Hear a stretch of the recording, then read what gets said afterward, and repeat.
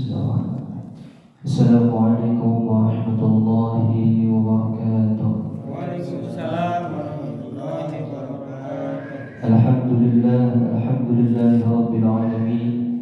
Alhamdulillahilladzi hadana bi'abdihi al-mukhtar man da'ana ilayhi bil idzni wa qad nadana labbaika ya man dallana wa hadana. Shalla 'alaika Allahu barikal ladzi bika ya mushaffa wa khassana wa habana. معادك الأطهار معادن سرك الأسماء فهم سفن النجاة حمانا. اللهم صل وسلم على سيدنا محمد كما هو عندك وقد التي أدركني يا رسول الله أما بعد. Pertama-tama dan yang paling utama mari kita panjatkan puja-puji serta syukur kita kehadiran Allah Subhanahu wa taala yang mana pada malam hari ini kita bisa berkumpul di tempat ini. Mudah-mudahan Allah senantiasa selalu menurunkan rahmat dan ampunannya. Amin ya Allah ya Rabbal Alamin. Salawat dan salam mari kita curahkan kepada junjungan alam kita yakni Habibana wa Nabiyyana wa Maulana Muhammad sallallahu alaihi wasallam, kepada keluarganya, kepada sahabatnya, kepada tabi'in atau ba'd tabi'in. Mudah-mudahan bisa sampai kepada kita selaku umatnya. Amin ya Allah ya Rabbal Alamin. Alhamdulillah. Insyaallah pada kesempatan ini kita bisa memulai kembali untuk melakukan tafsir Al-Quran, yang mana ada beberapa yang perlu diperhatikan ketika kita ingin mempelajari sesuatu itu atau mengamalkan Al-Quran terkhususnya. Maka kita harus mengetahui adab-adab di dalam mempelajari Al-Quran dan mengamalkan Al-Quran, karena Al-Quran itu adalah salah satu firman Allah yang begitu mulia, yang mana turun kepada orang yang mulia, yaitu baginda Nabi Muhammad SAW. Karena sebab itu dan Nabi Muhammad juga salah satu juga yang memberikan atau salah satu mukjizat Al-Quran yang diberikan kepada umatnya. Karena ketika kita mendapatkan Al-Quran maka umatnya juga menjadi mulia, karena itu adalah salah satu kitab yang bisa mendapatkan kemuliaan dari Al-Quranul Karim. Karena Al-Quranul Karim itu adalah salah satu petunjuk dari Allah Subhanahu wa taala agar membimbing kita kepada petunjuk Allah Subhanahu wa taala. Karena di dalam Al-Quran itu tidak ada kebatilan, tidak ada sesuatu perkara yang mana perkara tersebut tidak ada manfaatnya. Karena kita bisa mengambil manfaat dari dalam Al-Quran tersebut. Karena Nabi Muhammad SAW bersabda, khairukum man ta'allama Al-Quran wa 'allama. Sebaik-baiknya di antara kalian adalah yang mempelajari Al-Quran dan mengamalkan Al-Quran. Perlu diperhatikan ketika kita ingin mempelajari Al-Quran, terkhusus kepada asatidul ustadzah, ketika kita mempelajari atau mengajarkan Al-Quran kepada suatu murid atau ya terkhusus kepada seluruh jemaah, maka perlu diperhatikan yaitu kita harus mengajarkan dulu adab. Karena sebagian ulama ketika mempelajari suatu ilmu atau terkhususnya ilmu Al-Quran, maka banyak para ulama untuk senantiasa menerapkan adab terdahulu baru mempelajari ilmu tersebut. Bahkan ulama-ulama tersebut ketika ingin mempelajari suatu ilmu, bahkan para ulama dahulu itu ketika ingin mempelajari ilmu lebih lama mempelajari ilmu adab dibandingkan ilmu umumnya. Bahkan ada yang mengatakan ulama itu ketika mempelajari ilmu adab atau akhlak, diperkirakan ada yang mengatakan 30 tahun untuk mempelajari adab tersebut baru mempelajari ilmu. Karena ilmu itu akan mengikuti ketika kita akhlaknya atau adabnya baik.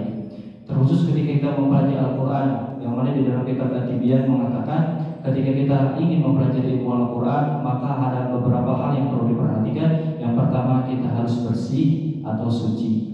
Yang kedua, kita harus bersih, bisa dikatakan atau sikat gigi atau bersiwak. Yang ketiga, memakai wangi-wangian. Yang keempat juga ada yang mengatakan para ulama terkhusus kepada seorang yang mempelajari ilmu Al-Quran untuk menggunakan pakaian yang berwarna putih. Itu dianjurkan oleh para ulama.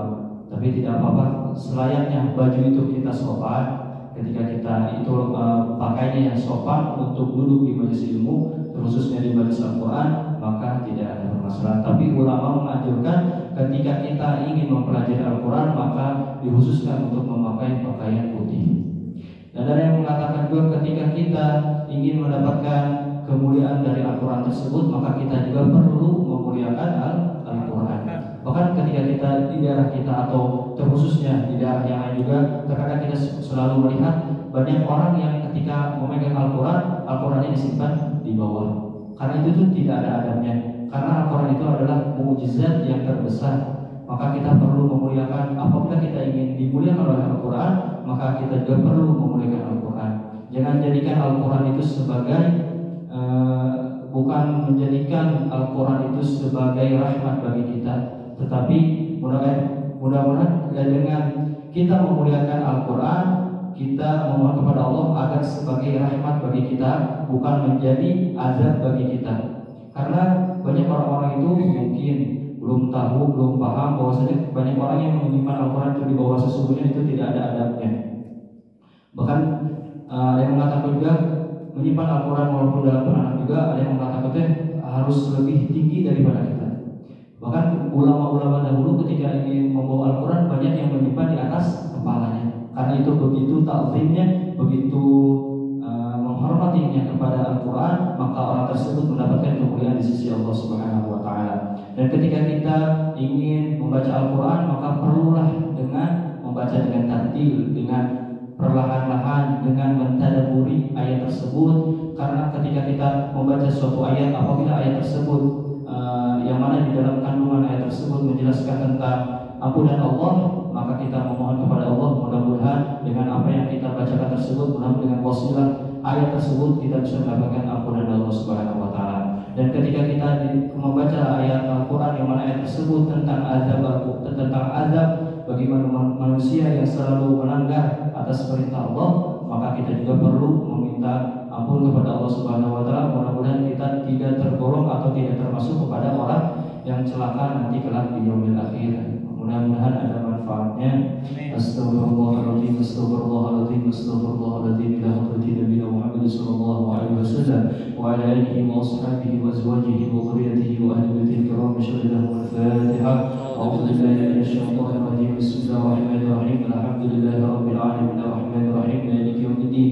Iyyaka na'budu wa iyyaka nasta'in. Ihdinas siratal mustaqim, siratal ladzina an'amta 'alaihim ghairil maghdubi 'alaihim waladdallin. Amin. ثم إلى روح أئمة القراءة السبعة الإمام نافع وإمام الكثير وإمام أبو أمر وإمام عامر وإمام عاصم وإمام حمزة وإمام الكساء وجميع وضعهم صلى الله لهم الفاتحة. أعوذ بالله من الشيطان الرجيم. الحمد لله رب العالمين الرحمن الرحيم مالك يوم الدين. إياك نعبد وإياك نستعين اهدنا الصراط المستقيم صراط الذين أنعمت عليهم غير المغضوب عليهم ولا الضالين. آمين. ثم إلى روح أئمة المجتهدين ومقلدين في الدين وجميع العلماء العاملين والشهداء والصالحين والفقهاء والمحدثين والقراء والمفسرين وإلى حضرة السادة الصوفية المحققين، خصوصا كتب رباني سلطان الأولياء السيد الشيخ عبد القادر الجيلاني قدس الله سره، وإلى حضرة السيد الشيخ بهاء الدين النقشبندي محمد الواسع البخاري قدس الله سره، وإلى حضرة السيد الشيخ عبد الله الفائز الغساني قدس الله سره، وإلى حضرة السيد الشيخ محمد ناظم آدل القبروس الحقاني قدس الله سره، وإلى حضرة السيد الشيخ عبد القاسم البغدادي قدس الله سره، وإلى حضرة السيد الشيخ عبد الحسن الشاذلي وأصوله وفروعه وأهل سلسلته وطريقتهم، ثم إلى روح آبائنا وأمهاتنا وأجدادنا وجداتنا وجميع مشايخنا ونفسهم، خصوصا لحضرة روح الكهاج محمد إسحاق، وإلى حضرة الكهاج محمد صالح، وإلى حضرة الكهاج محمد طه، وإلى حضرة الكهاج محمد شجاعي، وإلى حضرة الكهاج محمد سراج، وإلى حضرة الكهاج خير أفندي، وإلى حضرة الكهاج الحبيب حسين الهبشي، وإلى حضرة الكهاج أنور مسدد، وإلى حضرة الكهاج يوسف توجيري، وإلى حضرة الكهاج وهب حسين، وخصوصا لحضرة السيد الشيخ محمد ناظم أدل القبروس الحقاري، وإلى حضرة روحاني السيد الشيخ محمد هشام الكباني، وإلى حضرة روحاني السيد الشيخ هاشم الدين القادر الكيلاني، وإلى حضرة روح أبينا ومربي روحنا الكيهاج القاري أحمد الشهيد بالكهاج محمد صالح، وإلى حضرة روح أمينا ومربي روحنا المهاجر الإثنوس بنت كهاج معمر بكري، وخصوصا إلى حضرة روحاني السيد الحبيب عمر بن حفيد وأصولهم وأهل سلسلتهم وطلبتهم. الفاتحة. أعوذ بالله من الشيطان الرجيم. بسم الله الرحمن الرحيم. الحمد لله رب العالمين الرحمن الرحيم مالك يوم الدين.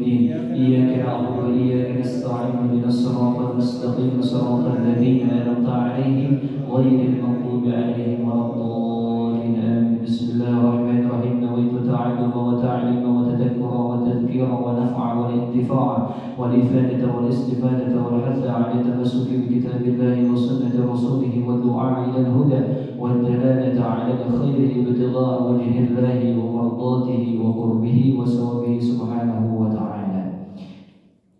Kita awali dulu dengan pembacaan surah Al-Fatihah. A'udzu billahi minasy syaithanir rajim. A'udzu billahi minasy syaithanir rajim. Bismillahirrahmanirrahim. Alhamdulillahi rabbil alamin. Alhamdulillahi rabbil alamin. Ar-Rahmanir Rahim. Ar-Rahmanir Rahim. Maliki yaumiddin. Maliki yaumiddin.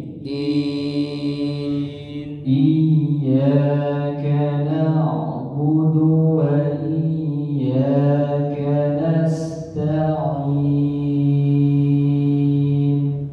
Iyyaka na'budu wa iyyaka nasta'in. Ihdinas siratal mustaqim. Ihdinas siratal mustaqim. Siratal ladzina an'amta 'alaihim. Siratal ladzina an'amta 'alaihim. Ghairil maghdubi 'alaihim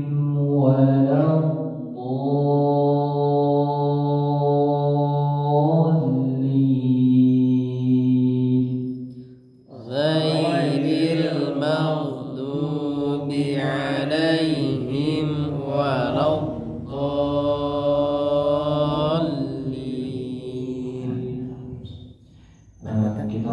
Kita masuk kepada makhraj yang ke-14, yaitu tarful lisani ma'a tarfil lisani ya wajib.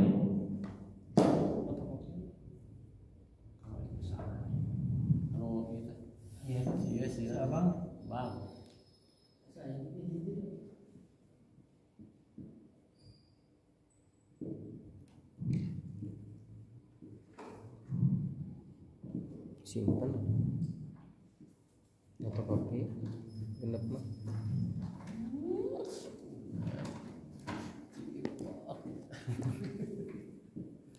Kalau tulisan atau pesan yang kamu di TKP hanya kau tujuan siapa? Bang Yud Costa Rica. Abang udah.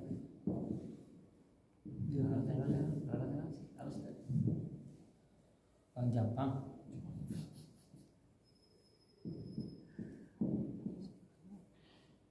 Kita masuk kepada makhraj yang ke-14, yaitu adalah tarful lisani ma'a atrafis tsanaya al-ulya. Artinya ujung lidah dirapatkan dengan gigi seri atas. Sa. Kalau dulu mah tarful lisan wa tarfus tsanaya al-ulya.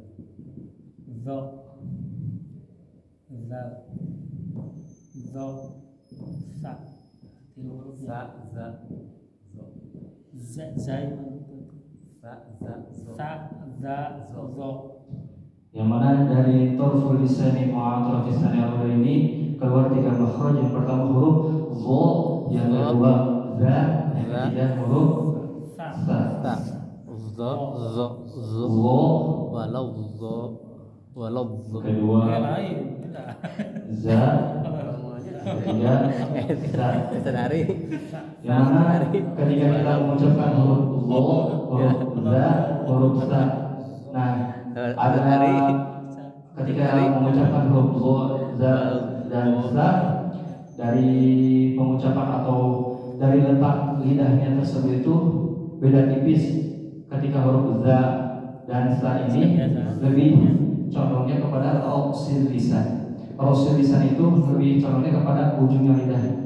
Sedangkan huruf zo lebihnya kepada torful. Torf itu sebagai ulama yang mengatakan bahwasanya di dalam bahasa Arab itu sama saja ujung lidah. Cuma dalam ulama tajwid mengatakan huruf zo ini atau torf itu belakangnya lidah. Nah ini rosil lisan beda sedikit mundurin sedikit. Ini adalah torf. Nah ketika mengucapkan huruf zo ini lidah, ini gigi, maka belakang lidah tersebut mengenai atau di belakangnya gigi seri atas. Zo, zo, zo, zo. Nah, ketika mengucapkan huruf za dan sa, maka seperti digigit. Sa, sa sa, sa sa, sa sa, sa zal, zal zal, zal zal. zal Bandingkan tertukar ketika huruf zo dengan huruf zal. zal Seperti za sa berarti zal sama sa hampir kegigit itu ya, hampir kegigit. kalau zal dan sa ini lebih condong kepada memang lebih tepatnya kepada rosil lisan, lebih condong lebih kepada ujung dari lidah. Sedangkan huruf zo ini adalah torof atau torof itu lebih agak ke belakangan dikit, dan ketika kita mengucapkan huruf zo maka seperti lidahnya itu seperti ada tertempel kepada gigi paling belakang Gusi dan gigi gusi atau bagian belakang, dan terasa ketika kita mengucapkan huruf zo lidah tersebut atau di dalam mulut tersebut itu lebih terasa Getar. tertutup ketika di belakang ini. Sedangkan ketika mengucapkan huruf zal dan sa, rasa di dalam itu seperti longgar. Ketika huruf zo, lidah itu seperti melebar begitu ketika mengucapkan huruf zo. Tapi sedangkan ketika kita mengucapkan huruf zal atau sa, nah ketika mengucapkan huruf zal dan sa ini, ketika lidahnya itu tidak terasa sempit, akan tetapi seperti longgar. Huruf zo dan kita masuk aja kepada contohnya.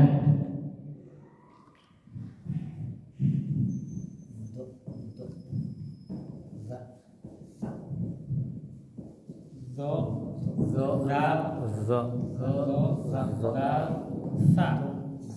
sa jadi sanes do nya lain do hanya emang geus kebiasaan aja do re mi udah walau berarti nyanyi Ya, emang harus ada rubah gitu, kita rubah ya gitu ya untuk nilai rubah. Ayah hajari mah zo nya emang lidah er sadar monok di nama lidah sadar monok pak sadar zahara zahara zulma zulma zahara zulma zulma zahara zulma. zulma Memang ketika kita mengucapkan huruf zo dan zal itu beda tipis, karena suka ada kata zoharo atau zulma. Nah, ketika mengucapkan surat Al-Asr juga izaja, karena suka ada iullah atau lebih condong kepada huruf zo. Nah, beda sedikit ketika mengucapkan huruf zo dan zal.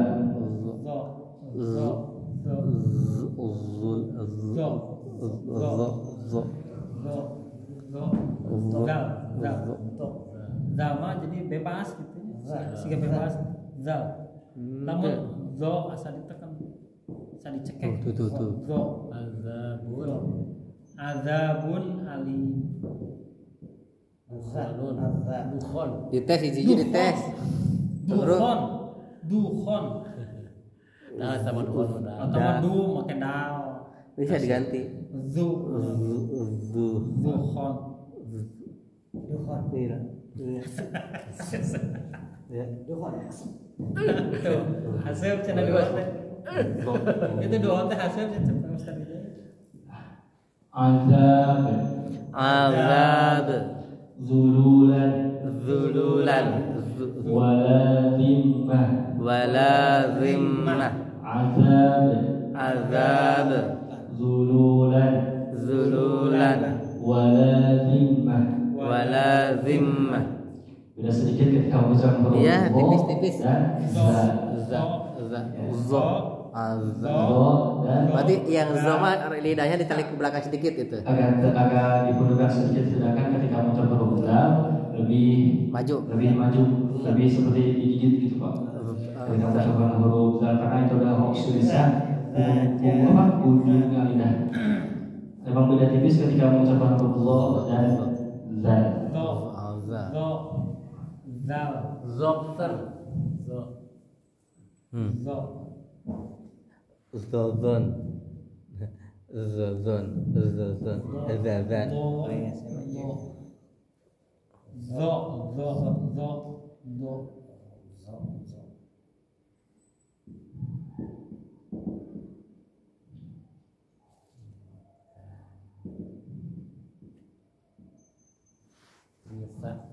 Misaqakum Mitsaqakum.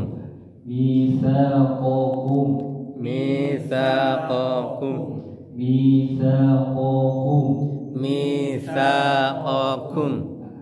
Sama ketika mengucapkan huruf za, tapi ketika mengucapkan huruf za atau zal itu sama, akan tetapi ketika mengucapkan huruf lo itu lebih beda sedikit ketika mengucapkan huruf lo za.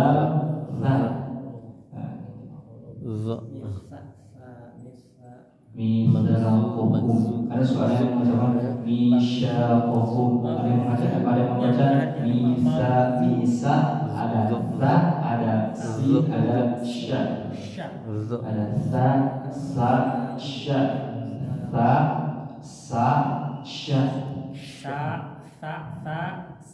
sya, sya. Walaupun di dalam makhraj huruf ini lebih dalam makhraj huruf ini sama gitu penempatan atau makhraj hurufnya, tapi yang membedakan itu sifatul hurufnya. Misalnya nanti ke depannya mungkin sebelum masuk kepada hukum dan mati dan tanwin, sebelum kita sedikit-sedikitlah mengupas sifatul huruf, karena ada yang harus seperti dipantulkan, ada yang harus dibaca lunak, ada yang harus dibaca isti'alah atau tebal. Karena banyak orang-orang yang selalu susah untuk membedakan mana huruf-huruf, makanya kita sebelum masuk kepada makhraj huruf itu kita awali dengan zatul huruf agar lebih tepatnya itu mengetahui mana huruf alif, ba, ta, jim, ha, kha, dal, zal, ra, zai, sin, shin, sad, dal, ta, za, ain, ghain, fa, qaf, kaf, lam dan seterusnya. Ini harus diulang terus tiap pengajian. Makhraj hurufnya. Kadang kebiasaan ya, karena kebiasaan. Harus dibiasakan. Karena kebiasaan. Jadi harus dibiasakan. Mungkin sudah kebayang yang ini. Iya. Sedikit-sedikit dulu saja. Ya, sedikit-sedikit aja. Karena di tahunnya banyak lupa Pak. Betul. Sebelumnya kita ulang lagi gitu. Diulang-ulang aja itu yang tadi.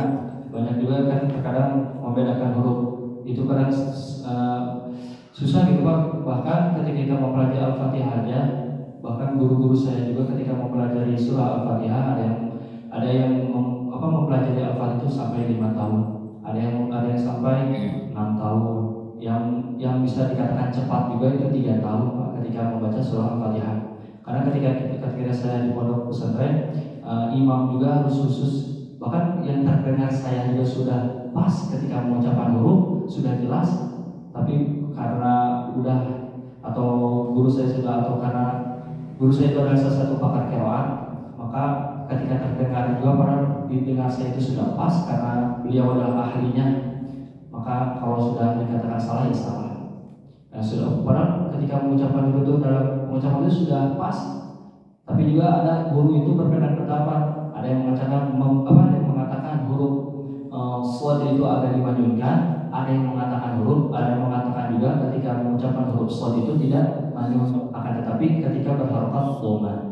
Saya juga mempunyai guru ketika mempelajari huruf shad, ada yang mengatakan, ada ustaz saya ketika saya 2 sanawiyah kelas kelas 2 SMP, saya belajar dengan ustaz saya mengatakan ketika mengucapkan huruf shad itu agak dimanyunkan.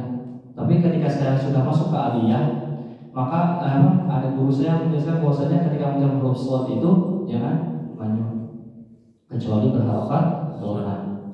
So ini so ada siro, artinya makan ada yang makan ada yang agak dimanyunkan siro, ada siro, ada siro atau siro.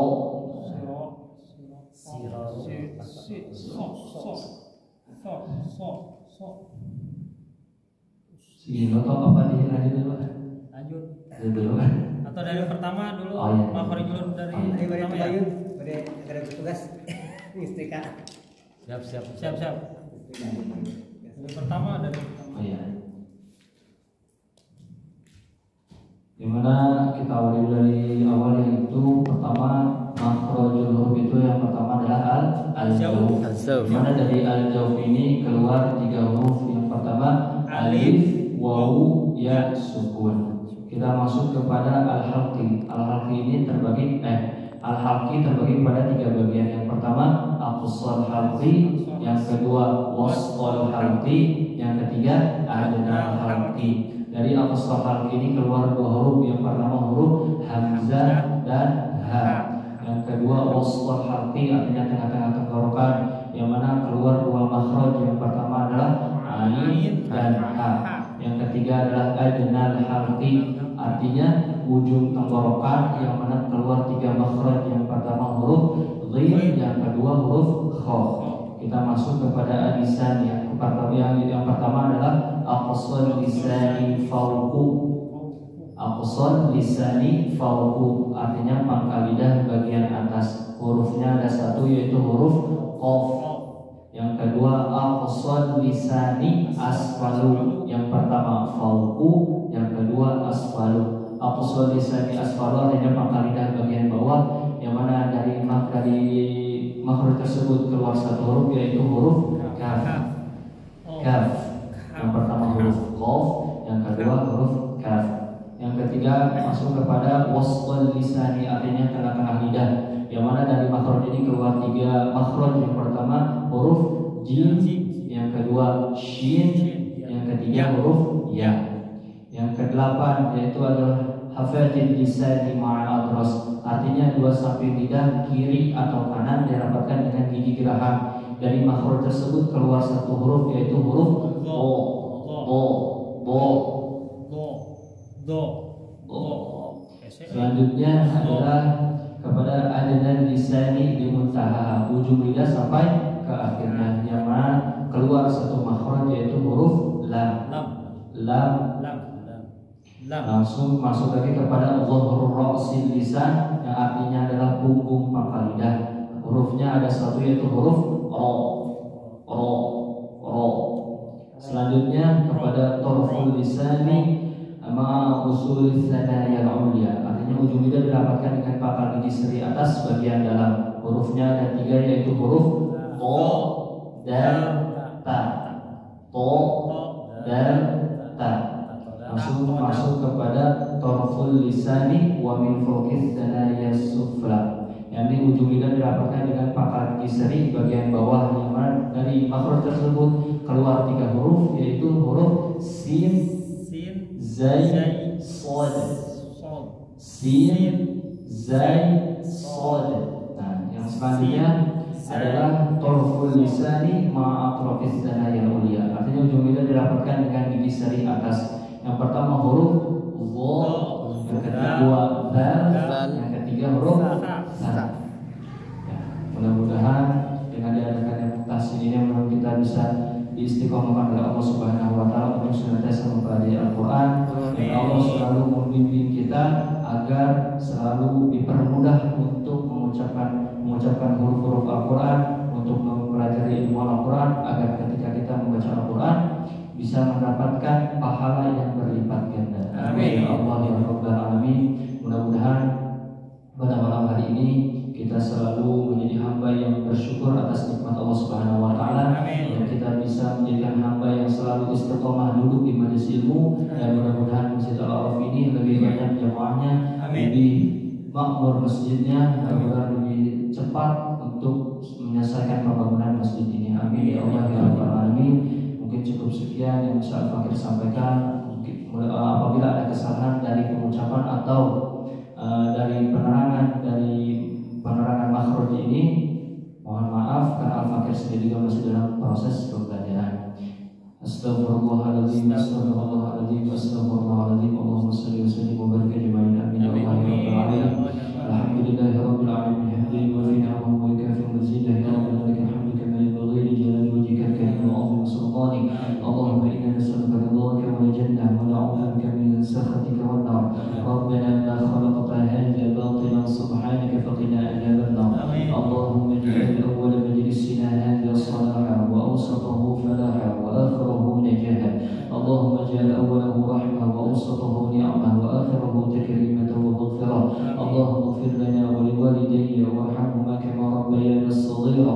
Allahumma nawwir qulubana bi nuril iman, bi nuril islam, bi nuril Qur'an, bi nuril Qur'an, bi nuril Qur'an, kama nawwarta al-ardha bi nuri shamsika abadan abadan bi rahmatika ya aziz ya ghaffar ya karim ya sattar ya rabbal alamin. Rabbana zalamna anfusana wa in lam taghfir lana wa tarhamna lanakunanna minal khasirin. Rabbana hab lana min azwajina wa dhurriyyatina qurrata a'yun waj'alna lil muttaqina imama waj'alna lil muttaqina imama waj'al lil muttaqina imama. Rabbana atina fid dunya hasanah wa fil akhirati hasanah wa qina adhaban nar. Subhana rabbika rabbil izzati 'amma yasifun wa salamun 'alal mursalin walhamdulillahi rabbil alamin. Bismillahirrahmanirrahim.